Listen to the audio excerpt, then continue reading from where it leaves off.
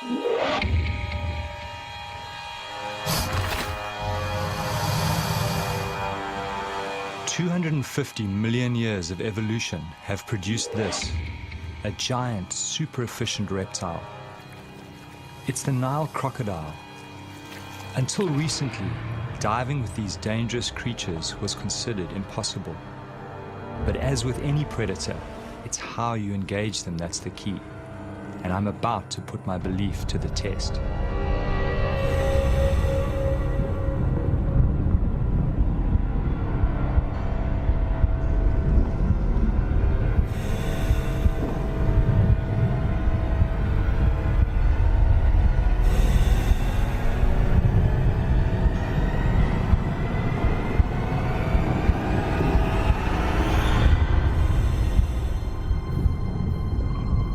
I've decided to take a calculated risk.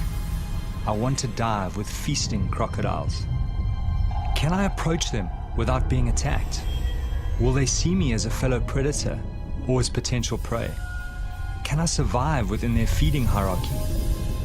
I'm taking a big risk, and I think people understand that. And I don't think it would reflect poorly on a crocodile if it eats me. People expect that to happen.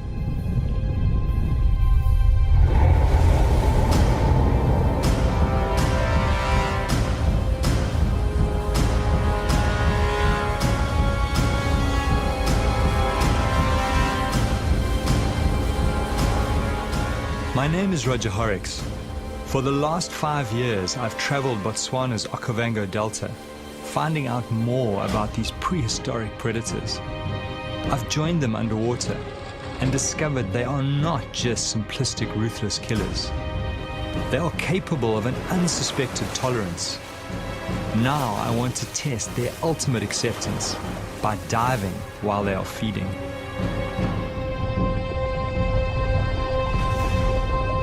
The idea of diving with feeding crocs first crept into my mind when I traveled from my African home to Costa Rica in Central America. I'd gone there to find Cheeto Graham, the extraordinary crocodile shaman of Limon. 23 years ago, Cheeto found a sick and dying crocodile that had been shot by farmers. Slowly he nurtured this animal back to health, taking many years to slowly gain the animal's trust. He showed me something I never thought possible with crocodiles. Cheeto is the only person in the world to get in the water and interact with the giant croc. He's even developed a game with the crocodile that mimics some of its instinctive killing techniques, like the death roll. When I saw this level of acceptance by this animal, this unexpected intelligence, I started to think that if I behaved in the right way, I too could have a chance of being accepted in the water.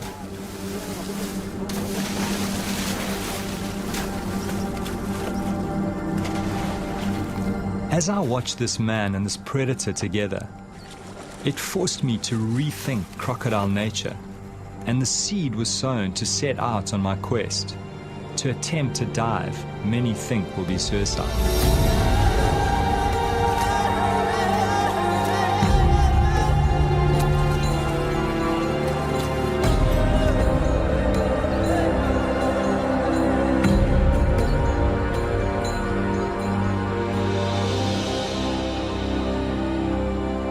What particularly intrigued me was that somehow the croc can tell the difference between the food Cheeto gives him and Cheeto's hands. To come out of this alive, I will need to prepare my mind very carefully.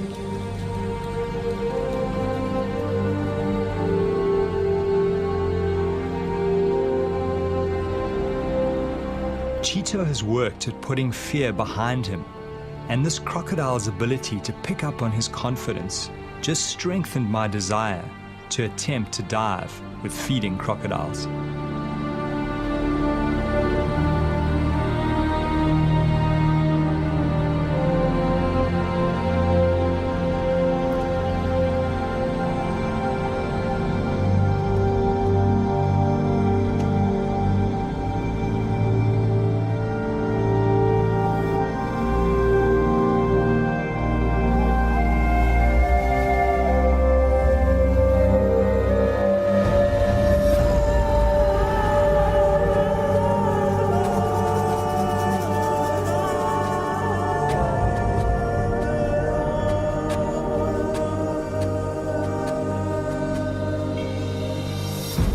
Every winter I return to my old diving ground, the Okavango Delta in southern Africa.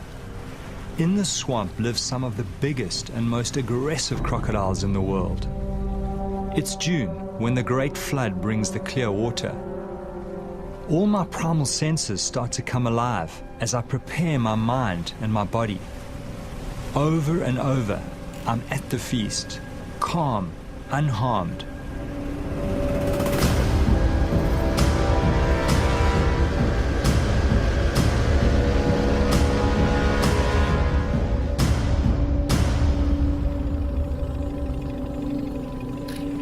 Even though I've worked with these animals for 5 years, I'm still very wary. Some of these beasts have eaten many people and are a huge threat to livestock. My theory is that reptiles, when feeding en masse, drop their territorial aggression to avoid injuring each other.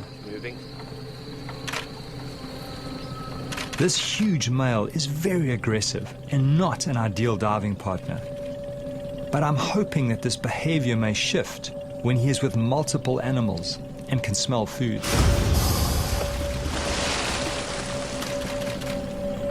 To really understand the dynamics and to see the way that these animals interact, you really need to go underwater, because that's really where it's all happening, certainly up here in the Panhandle.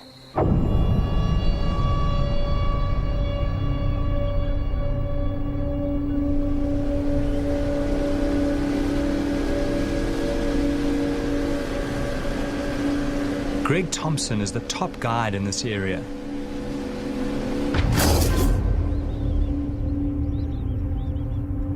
He has grown up with crocodiles, seen several animals and people being taken. I rely on his judgment to keep me alive, but this is new territory. Nobody has tried to dive with feeding crocodiles.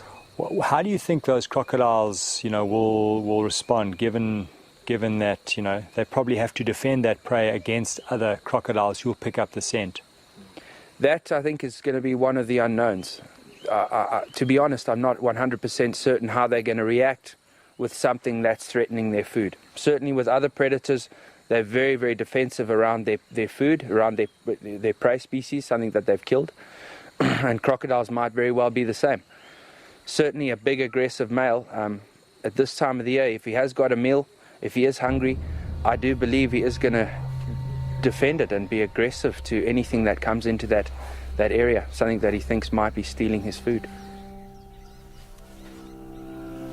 As human beings, we've just, we've evolved together with crocodiles, and we've evolved as one of their prey species.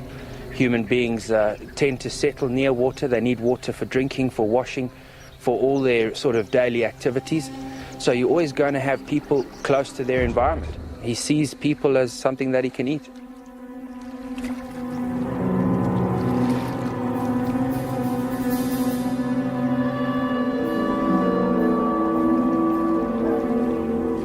Greg takes me to a nearby village close to the river. Here, two women, a mother and a daughter, had a terrifying encounter with a crocodile while collecting food and building material for their huts. Resi Sashuma lost both her arms. She has a young child to look after. Mother and daughter now live by weaving baskets with only one arm between them, somehow surviving against impossible odds. The croc that attacked them was only about 2 meters long, but very powerful.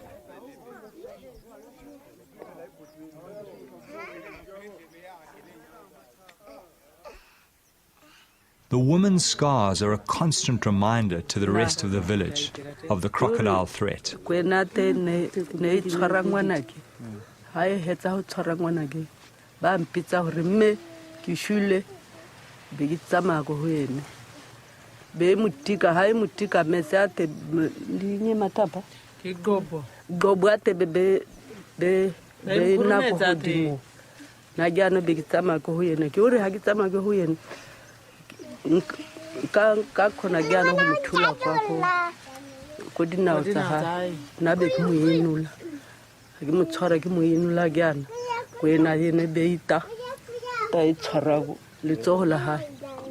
Their horrific story haunts me.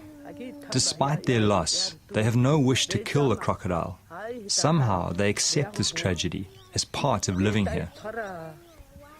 I wonder if only certain crocodiles attack people. I know that some crocodiles are more aggressive than others. Their personalities differ quite considerably.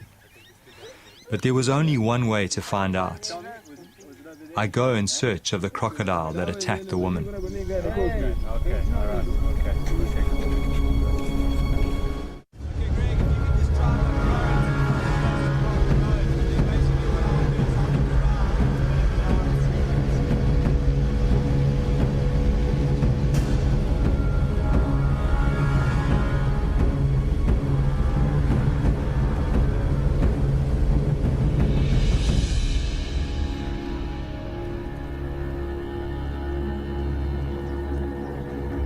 It's a short boat ride to the area where the women were attacked. Crocodiles are territorial and so very likely to be in the same place.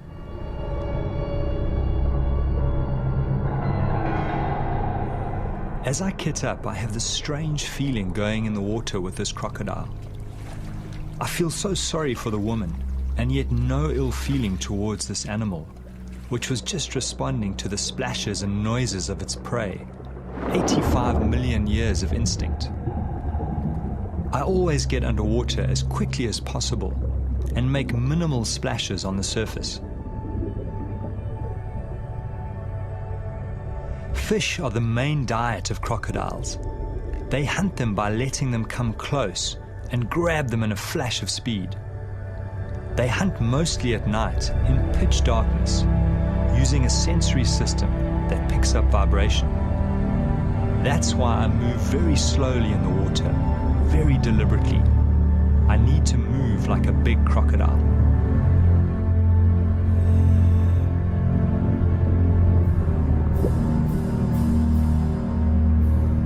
The fish become skittish. I sense a big predator close by. Knowing this is potentially a man-eater puts me on high alert. It disappears quickly under the papyrus into the maze of underwater tunnels.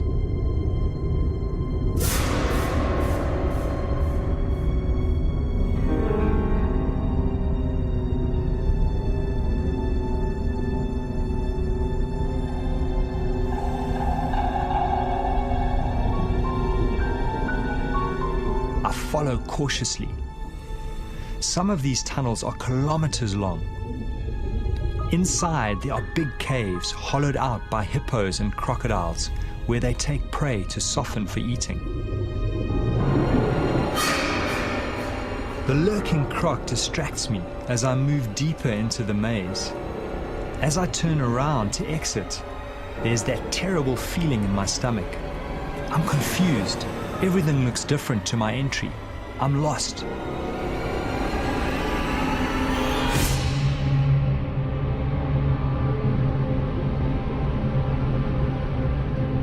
It doesn't help my anxiety to find the remains of one of the crocodile's last meals.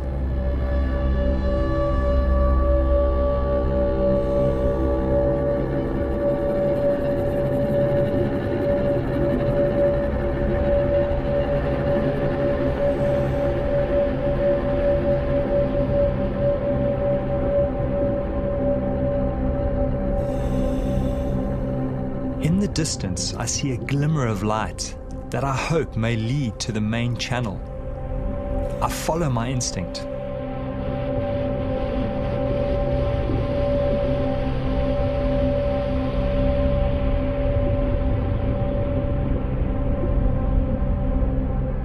It's a huge relief to be back in the sunlit channels.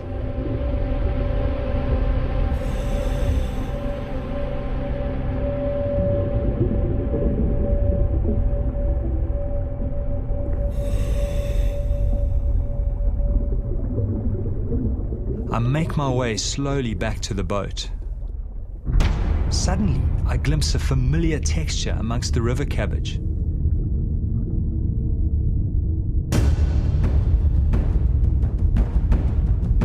The crocodile has backtracked and exited the maze. I remind remind myself that these smaller crocs are often the most dangerous. All seems fine at first.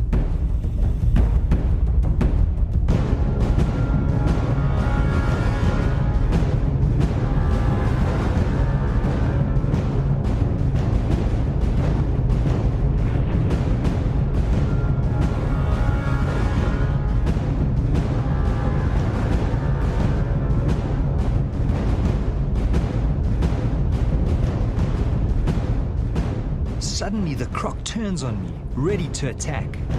Then he goes straight for me.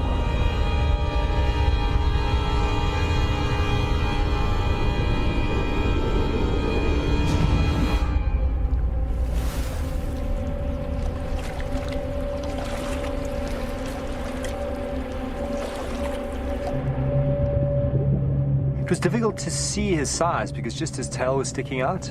So I got a couple of shots of the tail and then obviously got too close to him.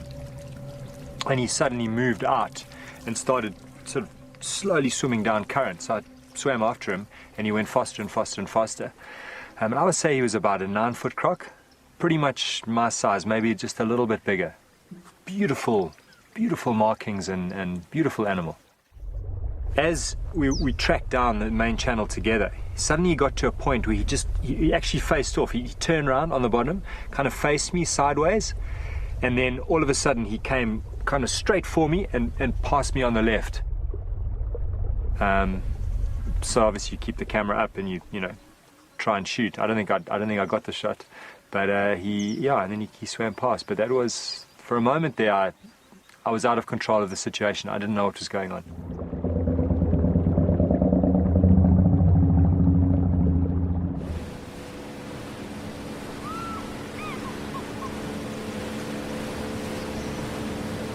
Traveling back past the village, we get word that a cow has been taken by a big crocodile and has been seen dragging it downriver. For the villagers, this is bad news. Cattle are their currency, their symbol of wealth. But for me, this may present the chance I've been waiting for. With the smell of the fresh carcass, a huge scent trail is moving downriver, calling all the crocodiles to focus on this one large food source. I worry that they may drag it underwater, and I'll never see it again.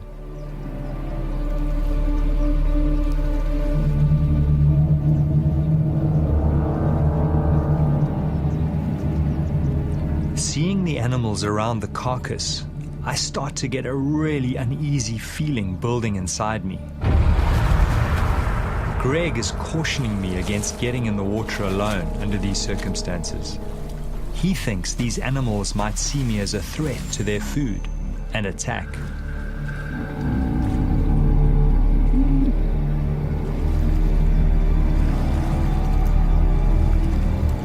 Looking at these feeding crocs, I watch carefully for their aggression towards each other, imagining myself amongst them.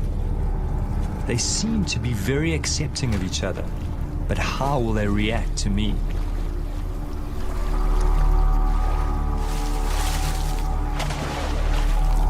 Of course, now this is a whole new situation. Now you've got a lot of animals. They're all keyed into food. They are competing with each other.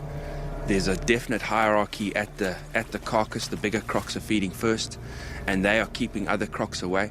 So if a diver comes along and he's bobbing along the surface, if he appears to be part of that carcass, they're going to go for them. So the guys, it's a very nervous situation. I need to try and put Greg's mind at ease. I decide to show him something else I'd experienced in Costa Rica, something that reinforced my belief that if you approach crocodiles in the right way, they can react well. What's your sense of that? Look, I mean, there's still a lot of unknowns in what you want to do. Greg remained wary as I showed him what I'd seen in Costa Rica. I spent several days with a crocodile caller, Juan Betreo, who has built a remarkable relationship based on food with a number of wild crocodiles. What I found most interesting is that the crocodiles don't go for him. but rather chews the small food morsels that he gives them.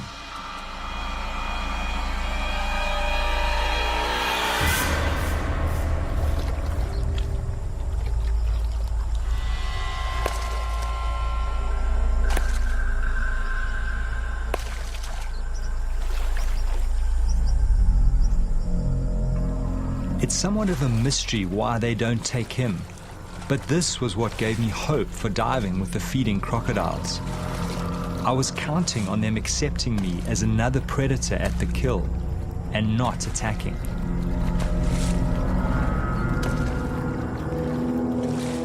The crocodile calling art took Juan several years to develop.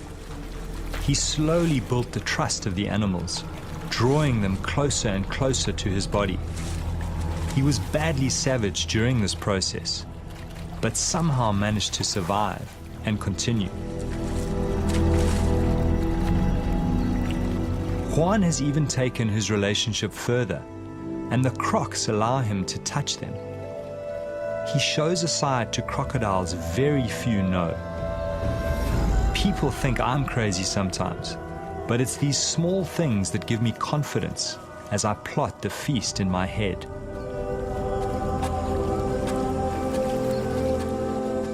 Greg remains skeptical. He feels the situation is quite different, as he knows African crocodiles to be more aggressive than their American cousins. I'm hearing Greg's worries.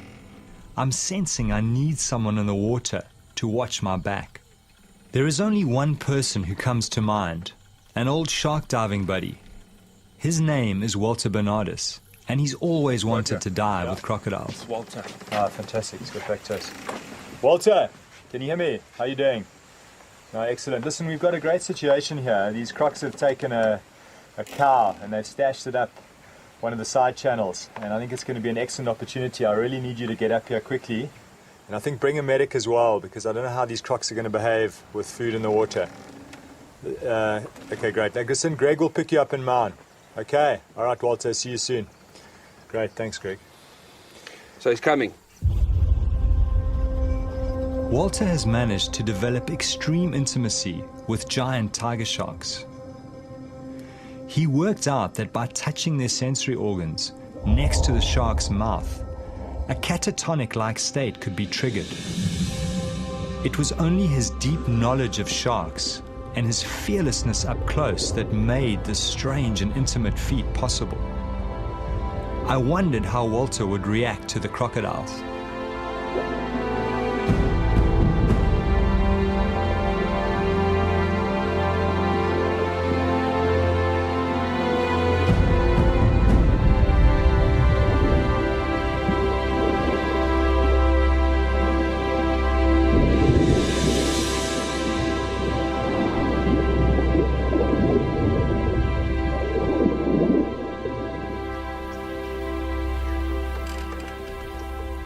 Now I'm stressed about the time.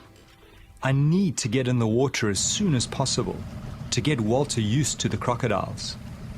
I'm also worried because water clarity is dropping as the current is starting to decrease. Welcome, man. Good to see you. Good to see you too. Come aboard, man. Fantastic. Walter has brought with him Ainsley McClarty, experienced paramedic, recently back from working in Afghanistan. Good to be here finally. Now there's no turning back. The fear starts mounting as we speak of what we face. The water pulls me, and at the same time, its depths haunt me.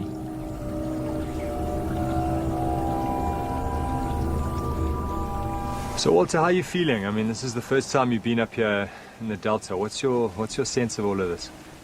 Yeah, well, it's totally new for me. You know, I'm sort of used to the big animals in the sea, but this environment here, you know, dealing with reptiles, cold water, murky sort of to clean conditions, is totally new for me. So a little bit nervous, but excited in the same time, you know. When I was first contacted, they told me that they needed a nurse, you know, someone with paramedic experience, with Africa outdoor experience. And I said to them, they don't need a nurse. They need a psychiatrist, because what person is going to go out and dive with crocs? The biggest concern when you have a limb taken or puncture wounds is obviously a person being in water, that they can bleed out very quickly. And so putting pressure on, getting a drip up as quickly as possible, and stabilizing the patient is always the most important. I've dealt quite a few times with people who've lost limbs, and it's definitely very achievable to save their life.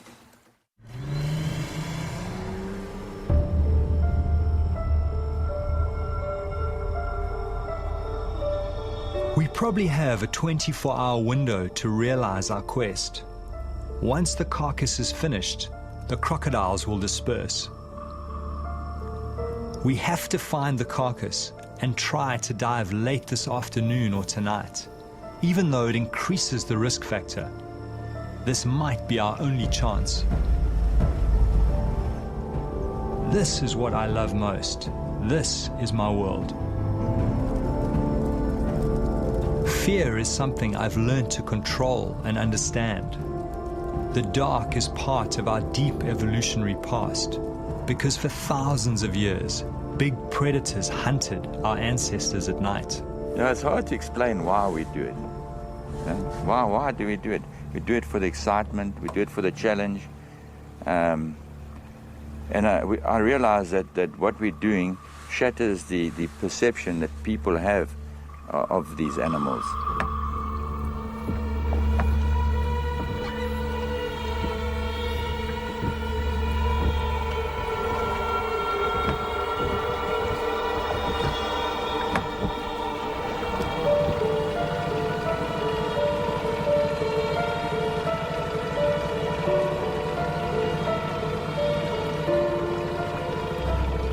Greg motors to the area where he last saw the carcass and looks for signs. Now the adrenaline is surging through me. The swamp, the reeds, the tiny insects, every sound, all hyper-real. Greg, how many of them are there? Suddenly we spot a large number of glowing eyes and plenty of crocodiles near the surface. Greg is sure the carcass is nearby. The crocs seem not too fearful of the boat at night. The plan is for Greg to watch activity on the surface and flash us with his light if he feels too many crocodiles are moving in on us. Walter, the croc. Our job is to find the carcass and determine how much flesh is left. We slip in and move cautiously.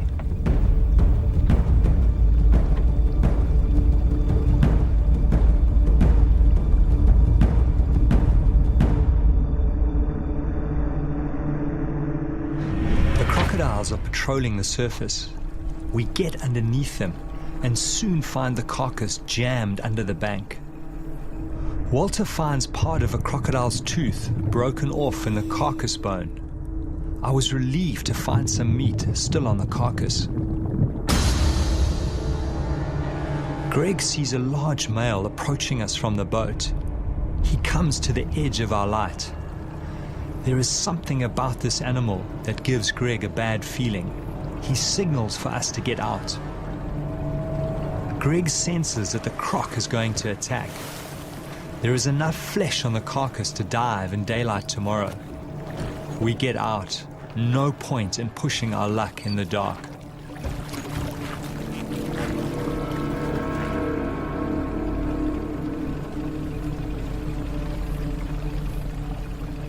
How's that tooth in that femur? Actually brought it up with me, eh? Let me have a look. Oh, that's incredible. Obviously broke off when they were biting into them, because their bite force is amazing. And apparently this ridge on the side is what they use to actually, when they lash out, you know, bash into other Now's animals. a good time to tell me about all that stuff, eh? Yeah, Oh my goodness.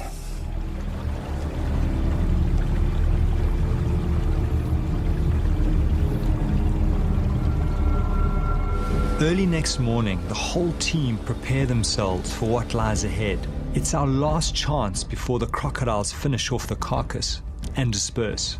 Well, I really am feeling that same that tension, and it is. It's a, we are going into an unknown territory, and what is a bit nerve-wracking for me is just the number of animals. I'm anxious on the inside. I'm concerned about these guys diving and what's going to happen. How many crocs are there going to be? How are they going to respond to being interrupted while they're eating?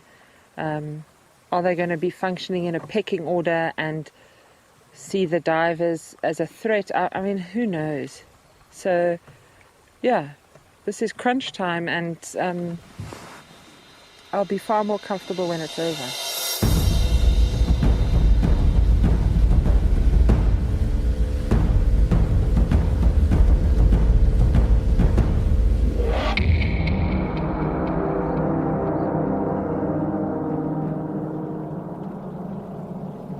As we approach the area where we saw the carcass in the night, I'm seeing more crocodiles than I've ever seen before.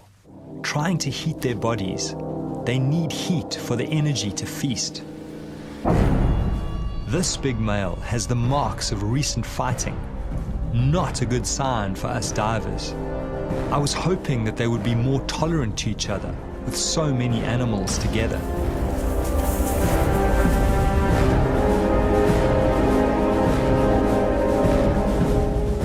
Greg spots them. I count at least 20 animals near the carcass. Knowing we are about to enter the water, my whole stomach starts going into a knot.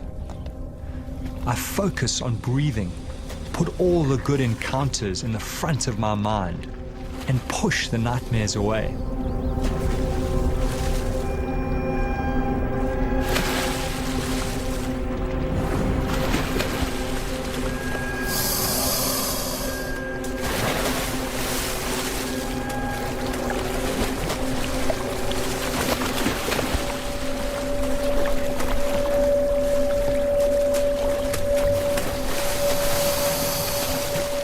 It's incredibly lucky to find it. Often, once that animal bursts and the crocs start feeding on it, they'll take it under the papyrus and hide it. And there it's a perfect situation. It looks like they've pushed it into a little bay. It's in still water, it's sort of wedged up against a tree, and they've started to feed on it. I must say, Walter, I've got that same little butterfly feeling that I had when first time I got in. We're going to have a look, eh? Let's go have a look. And just be aware that the smell of that rotting meat is like a magnet to these animals. They'll be swimming upriver, all coming to investigate the source of that.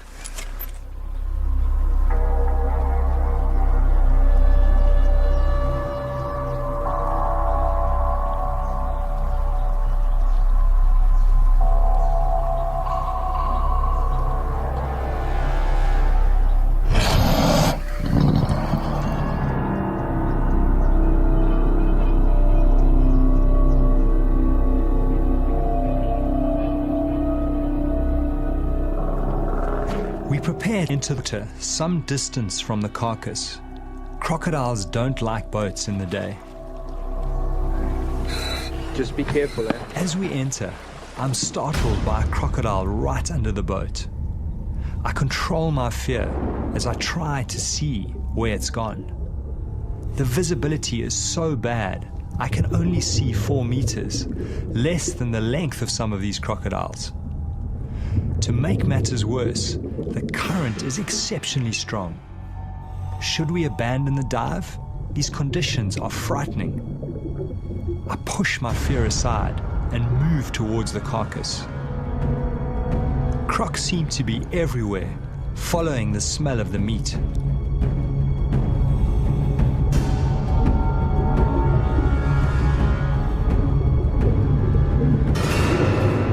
Everywhere we turn, crocodiles are waiting in places where the current is least strong. It's a maze blocked by dragons. I find it hard to read their body language, but none seem to be showing aggression yet.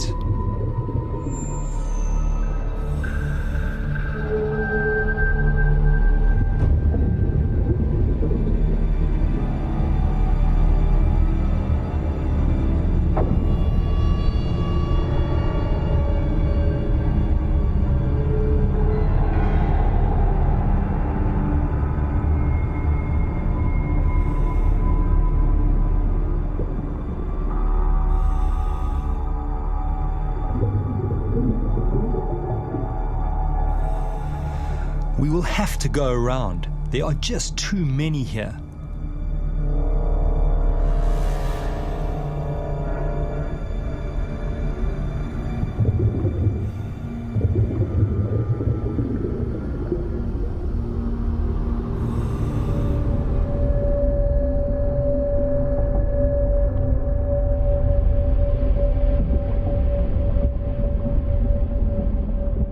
I'm surprised no crocodiles have confronted us yet. We are well into their feeding territory. In the gloom, I make out a large pelvic bone ripped from the carcass. Amazingly, no animals challenge us as we approach it. Do they somehow know we pose no threat to their food? Or are they just waiting to attack?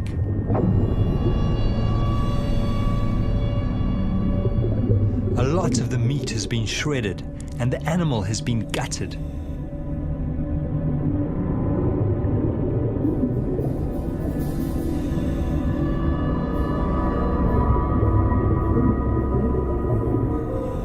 Walter watches my back as I inspect the carcass. There are huge puncture marks on a leg bone.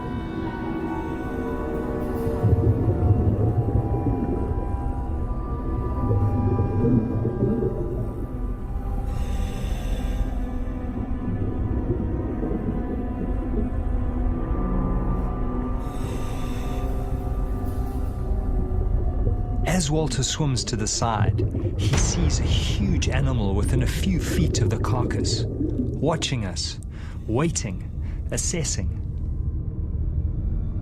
The biggest challenge lies ahead. It's time to get back to the boat through the mounting circle of crocodiles, and somehow we have to appear confident, give no sense of being prey. Walter is telling me his plan to swim underneath as soon as the next crocodile goes up for a breath.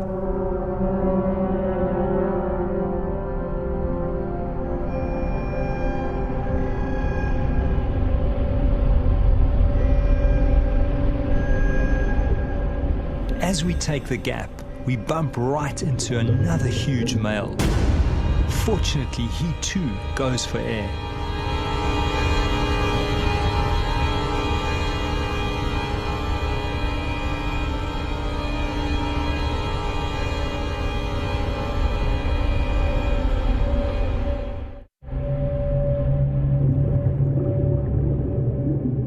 As we swim through the maze of crocodiles, the strangest thing happens.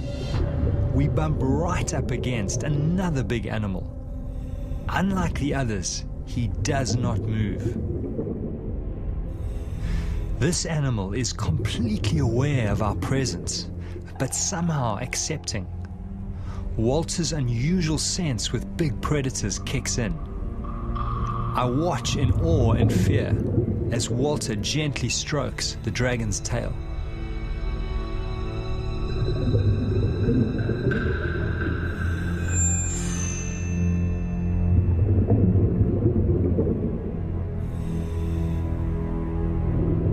Then something happens that I could never have imagined.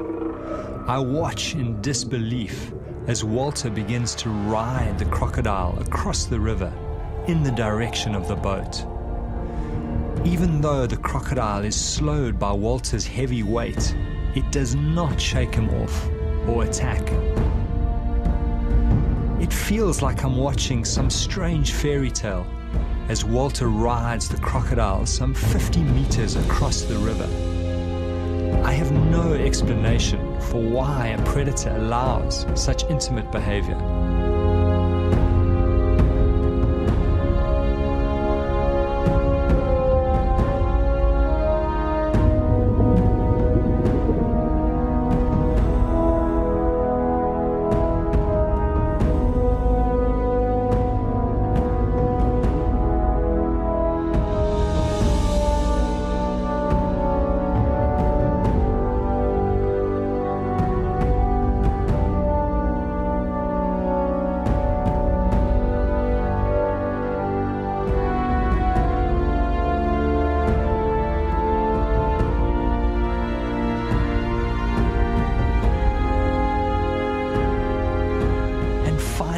snake flicks away.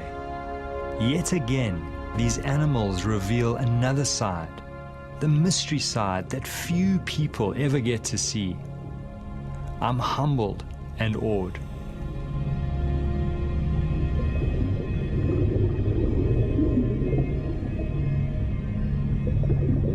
Yeah, you get a feeling with some animals, you know, they will let you interact with them, let you touch them, others won't.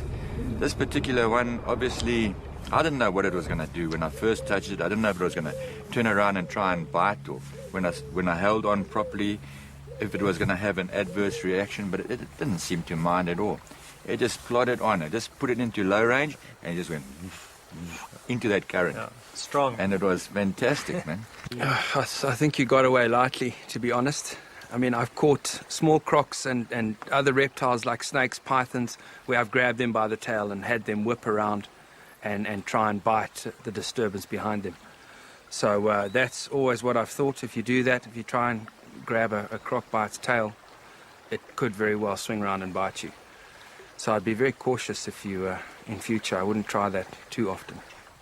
No, I was expecting that any second because, you know, you've seen how these animals react to other things in the wild, and that's why I was extremely gentle in the beginning, and I was expecting it to rear around and sort of have a go at me, but it just kept on going, and all along the more weight I put on it, the more I thought, okay, it's going to turn now, until I was completely gliding along with it, and it just accepted it. So I sort of got a little bit more at ease because you don't quite know exactly how it's going to react. But this one reacted beautifully, you know. It's amazing. I've certainly been very nervous a lot of the time, being stuck here on the boat, having the guys get in the water near feeding crocodiles, getting in the water at night, doing, you know, all the kind of things that have always been sort of no-go areas, things you just don't do with crocodiles. And here the guys have been doing it. And, you know, to be back here at the boat, the divers are back in the boat. They've got some stuff. They've seen some amazing things. They've learnt a lot. To me, it's a huge relief just knowing that this is all behind us. And we've sort of survived this little escapade.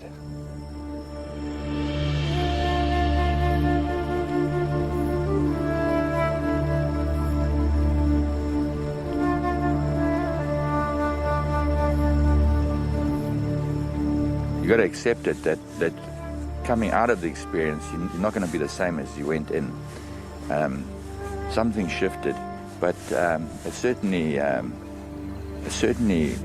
not the same person when I go home in a day's time. Well, I think when we first started diving with these animals, you know, the whole thing was, would they eat us or not? And having kind of broken through that barrier, as it were, that's just broadened my whole perception of how intelligent these animals actually are.